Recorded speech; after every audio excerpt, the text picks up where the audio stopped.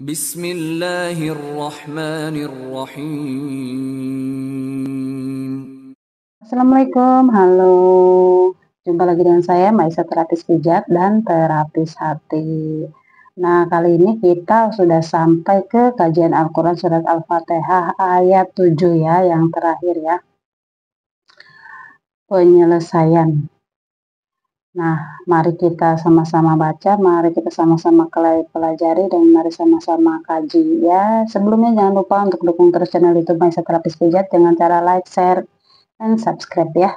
Boleh juga dukung channel Maisa, ada TikTok, Facebook, snack video ya. Yuk mari kita sama-sama baca, sama-sama kita pelajari bersama. Silakan sahabat semua buka Al-Quran ya, masing-masing di rumah. Siratal ladzina an'amta alaihim ghairil maghdubi alaihim waladdallin. Artinya, yaitu jalan orang-orang yang telah Engkau anugerahkan nikmat kepada mereka, bukan jalan mereka yang dimurkai, dan bukan pula jalan mereka yang sesat. Nah, jadi di sini ada 3 hal ya. Pertama, jalan yang diberi nikmat kepada mereka.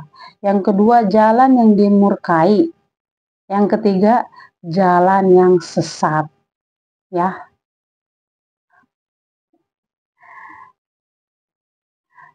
Jalan yang diberi nikmat. Jadi kita, makanya kata saya mah jangan main-main kalau sholat itu. Kalau sholat itu sebetulnya sholat itu isinya doa semua. Di situ kita tuh berdoa loh.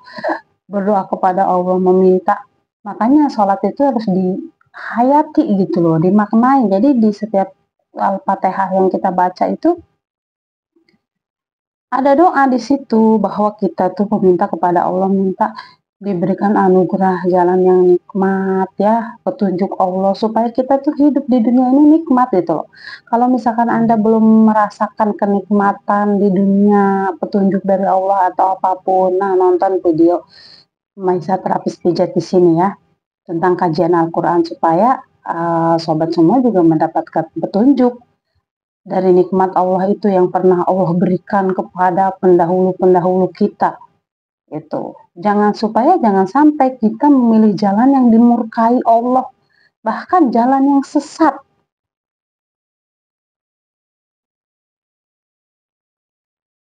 ya.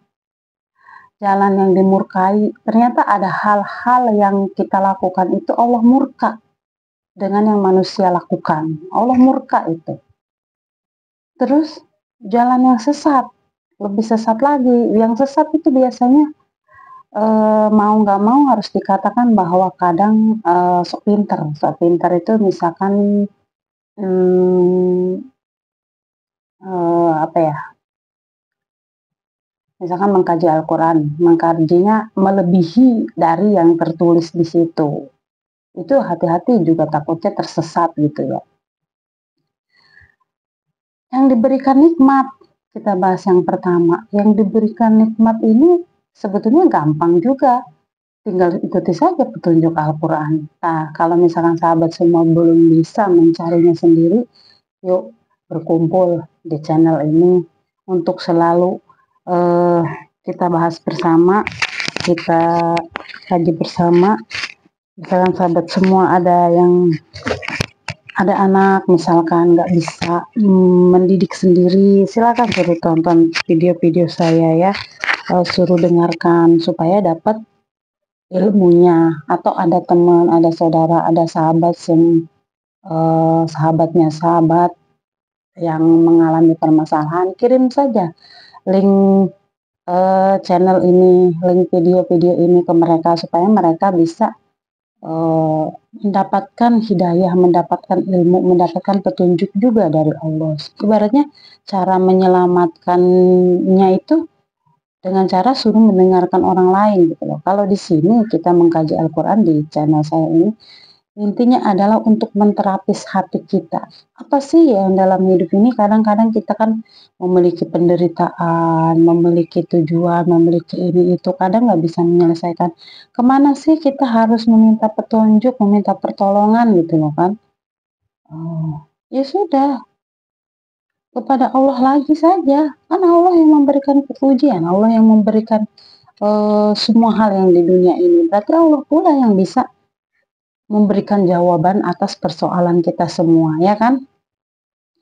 Nah, dari kajian Al-Quran ini, Al-Fatihah ini, kita melihat bahwa sebetulnya secara nggak langsung kenapa sholat itu penting. Kita selalu berdoa gitu loh. Masa sih kita berdoa terus Allah tidak kasih jalan gitu loh. Tidak kasih Allah petunjuk gitu. Tapi petunjuk juga memang harus dicari. Sahabat semua harus mencari.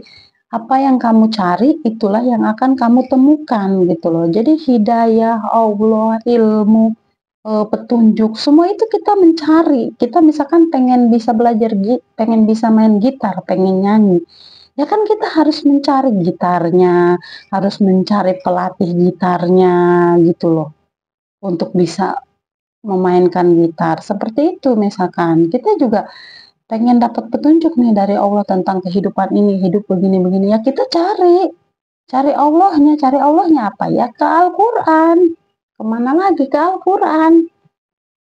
Kita baca, kita lihat apa petunjuk Allah dalam Al-Quran. Memang dalam Al-Quran ada mutasabihat ya, ada bahasa perumpamaan karena memang kadang-kadang itu diperlukan. Nanti kalau hal yang itu juga saya masukkan ke video YouTube langganan saya ya. Jadi silahkan sahabat semua berlangganan di channel YouTube saya nanti. Tapi kita akan mengeluarkan ilmunya sesuai dengan ayat atau surat yang saat itu kita baca ya. Jadi silahkan berlangganan. Kalau mau ngasih super thanks juga silahkan. Kalau mau transfer melalui rekening saya juga silahkan, ada di kolom deskripsi ya.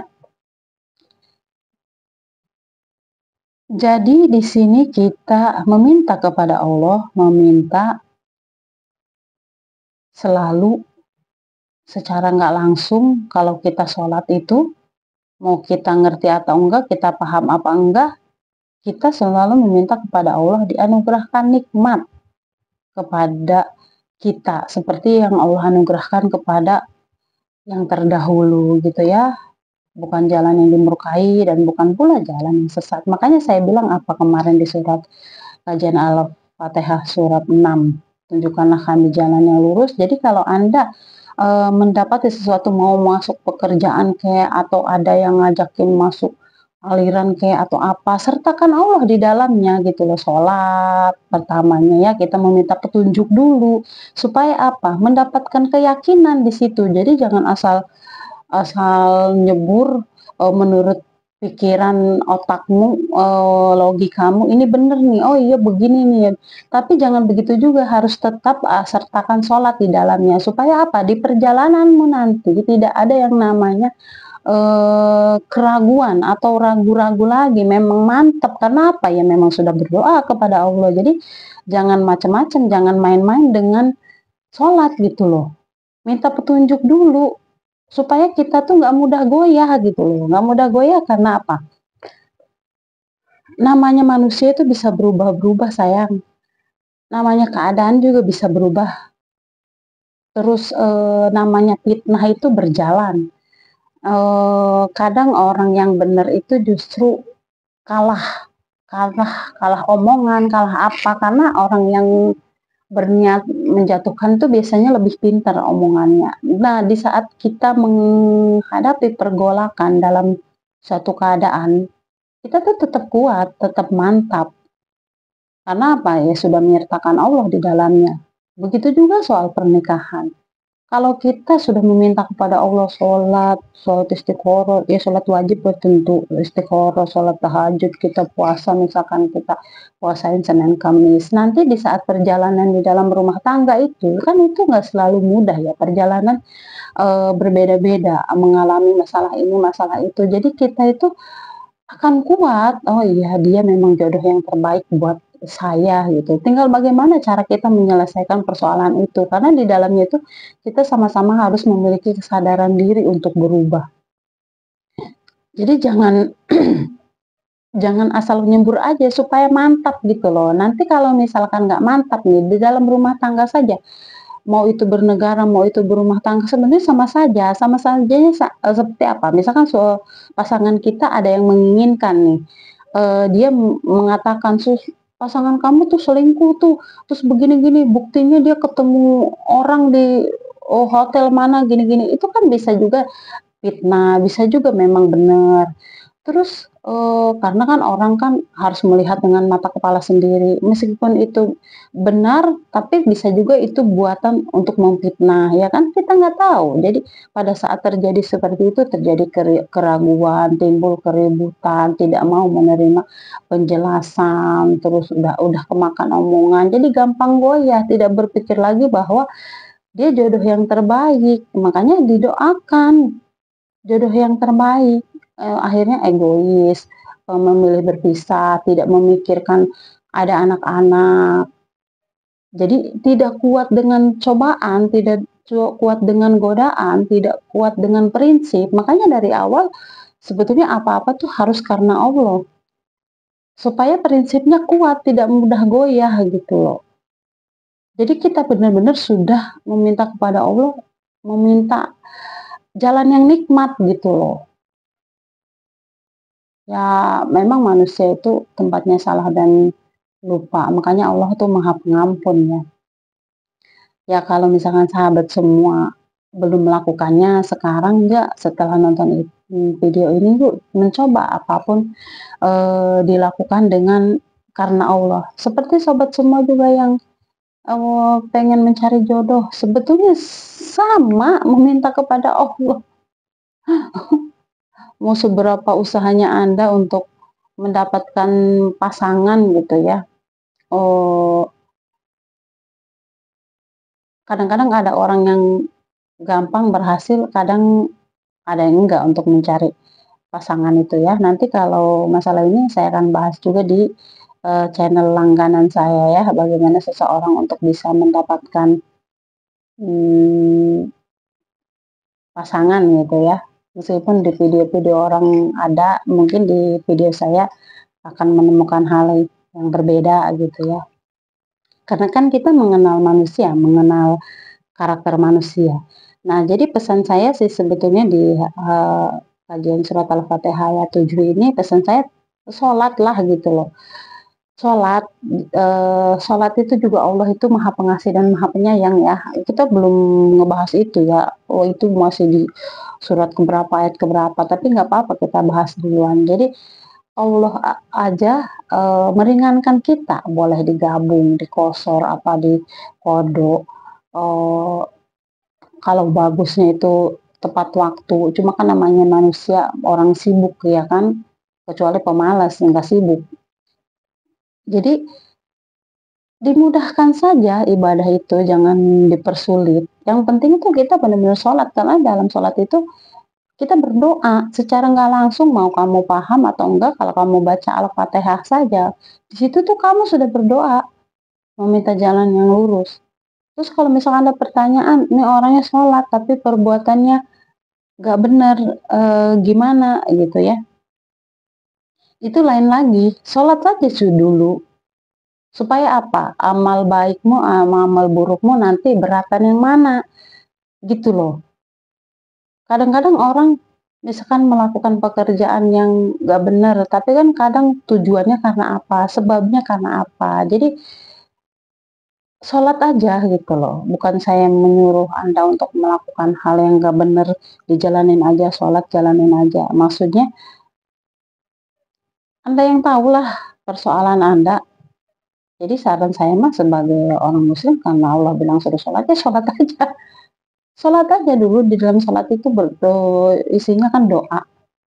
Suatu saat siapa tahu Anda bisa berubah, mendapatkan hidayah, bisa menemukan jalan lain, ya kan? Ya walaupun nggak mudah ya pelan-pelan. Gitu aja sih, kajiannya karena kita nanti akan mulai selanjutnya tuh ya yang lebih seru tentang perjalanan dalam Al-Quran. Seru dan nambah banyak, nambah tentang kisah-kisah. Pokoknya ini bisa kita ambil banget, pelajarannya banyak. Yang penting adalah untuk supaya kita tuh tidak tersesat di jalan yang kita pilih, sholat ya, sholat meminta kepada Allah supaya jangan sampai ada keraguan gitu loh dalam diri kita, kemantapan hati. Ya Allah, berilah hamba petunjuk, ya kan, jalan yang diberi nikmat, bukan jalan yang dimurkai, dan bukan pula jalan yang sesat. Jadi kalau dalam hal ini kita tuh memakai jiwa, perasaan, bukan logika ataupun akal pikiran. Akal pikiran kita kan pinter nih ya, tapi kita tuh menjadi orang yang menerka-nerka, menduga-duga dengan apa yang kita lakukan. Misalkan yang benar tuh ini gitu, yang bagus tuh ini, harusnya begini menurut logika, menurut terjemah bahasa begini-begini, jadi artinya begini-begini. Nah, otak pikiran, akal pikiran itu menerka, menduga-duga, jadi membenarkan. Tapi kalau hati yang berbicara, hati itu sudah petunjuk Allah. Di mana ada keraguan, di mana ada keyakinan, di mana kita memiliki rasa takut, meminta petunjuk kepada Allah. Supaya apa? Di dalam perjalanan kita itu tidak ada yang namanya timbul goyah gitu loh, karena memang kita minta petunjuk kepada Allah, tinggal bagaimana kita berjalan di perjalanan untuk memperbaiki, untuk bisa sukses gitu, untuk bisa berhasil gitu. Jadi kalau kita mainnya logika, mainnya kita akal pikiran, menurut peribahasa begini-gini misalkan, itu sebetulnya kita sudah semakin tersesat kalau menurut saya. Karena nggak pakai hati lagi. Hati itu ya yang paling dalam, naluri yang dikasih petunjuk sama Allah gitu loh. Jadi naluri itu di dalam hati itu yang harus kita dengarkan, tapi kadang kita nggak dengarkan. Karena memang manusia kan nggak boleh ragu-ragu. Seperti saya bilang, kalau kita mau melakukan sesuatu, pertama berdoa kepada Allah, kita sholat, habis itu nyebur aja dulu. Nanti kan logika kita nanti berpikir di dalam perjalanan, ini kok kayaknya nggak benar ya kayak gini-gini. Apapun sebetulnya dalam misalkan dalam sebuah aliran, perkumpulan, organisasi tentang membahas tentang agama, tentang Islam, asal tidak lepas dari Al-Quran saja sih sebetulnya mah. Kalau sudah sesuai dengan Al-Quran, apa yang dilakukan itu menurut Al-Quran, menurut Allah, ya sudah, itu bagus, sudah benar. Tapi kalau menurut kitab-kitab lain, menurut kitab ini begini, ini sebetulnya itu harus dipertanyakan, apakah jalan yang Anda pilih itu jalan yang sudah diberi nikmat oleh Allah, atau jalan yang dimurkai, atau jalan yang sesat. Karena kan emang semua sih mengacu kepada sunnah Nabi. Tapi kan di situ pertama Al-Quran dan sunnah Rasul. Al-Quran dan sunnah Rasul. Ini perdebatan dalam Islam yang berat ini. Sunnah Rasulnya. Sunnah Rasulnya orang mengambil ini tuh dari kisah, ya kan, dari kitab ini, kitab itu. Nah, kalau yang di sini saya tekankan di kajian Al-Quran saya itu, kita hanya mengacu kepada Al-Quran. Mengacu kepada Al-Quran, dan di sini adalah tujuannya untuk kesehatan mental. Untuk supaya kita mendapatkan mental yang sehat gitu loh ya. Pengobatan mental. Jadi kita menterapis hati kita. Jadi di sini tuh supaya hati kita diterapis. Makanya ini apa dalam kajian surat Al-Fatihah ini. Terapisnya adalah apapun yang akan Anda lakukan, sholat, meminta petunjuk pada Allah, berdoa kepada Allah, walaupun sepertinya Allah tidak kelihatan, tidak mendengar, tapi kita sepenuh hati saja berdoa. Di dalam Al-Fatihah saja kita sudah berdoa kepada Allah, meminta jalan yang diberikan nikmat, bukan jalan yang dimurkai, dan bukan pula jalan yang sesat. Karena setelah begitu kita sudah menyerahkan kehidupan kita kepada Allah, kita akan lebih tenang, lebih tenang sayang, daripada kita berusaha dengan diri sendiri tanpa menyertakan Allah di dalamnya. Jadi lebih nikmat begitu ya. Oke, itu saja kajian Al-Quran Surat Al-Fatihah ayat 7 dari saya. Semoga bermanfaat, ada hikmahnya ya kan. Nah ini sebenarnya kerudung saya tuh kerudung bercadar ini aslinya ya. Tapi warna pink. Saya tuh punya kerudung. Nah ini tuh kerudungnya kerudung begini tuh. Cakep ya. Nah ini kalau saya begini nih cantik banget itu, nggak kelihatan tuh. Oh ini jadi kerudungnya aslinya kerudung begini nih. Tapi saya pakai saya prosotin. Nah kalau gini kan jelek. Promosi kerudung. Biasanya gini nih ya, promosi kerudung ya, jualan kerudung ya. Oke, itu saja. Terima kasih banyak telah menonton, happy watching. Semoga bermanfaat. Sampai jumpa lagi di video kita selanjutnya. Surat Al-Baqarah ayat 1 nanti ya.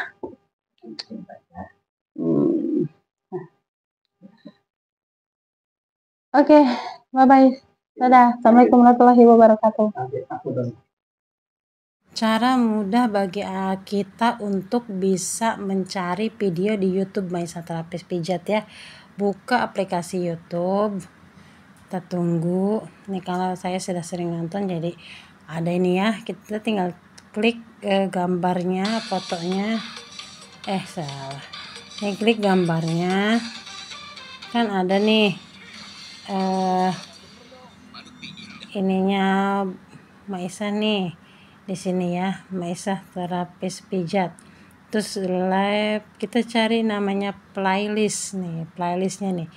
Playlistnya nih. Di sini ada tentang Islam, tadarus Al-Quran, pelanggan channel, kajian Al-Quran, motivasi, vlog, video short, tutorial pijat. Nah, apa aja yang mau sahabat tonton. Nah, misalkan mau nonton tentang pijat, tutorial pijat, klik aja di sini. Ya, banyak nih videonya. Dia udah ada 278 video. Nah, tinggal diklik aja mau nonton yang mana gitu ya. Jadi ini channelnya channel campuran, banyak di situ tentang semuanya nih. Mau nonton tentang kajian Al-Qur'an. Nah, kita tonton, klik di sini. Nah, di sini baru ada 4 ya. Nah, tonton ya, gitu ya caranya ya. Terima kasih banyak, semoga bermanfaat. Selamat datang di channel Maisa Terapis Pijat. Ahli urat, ahli cedera, edukasi, motivasi, hiburan, healing terbaik. Cara memiliki kesadaran diri. Subscribe channel, like, share, tekan tombol loncengnya. Seperti aku.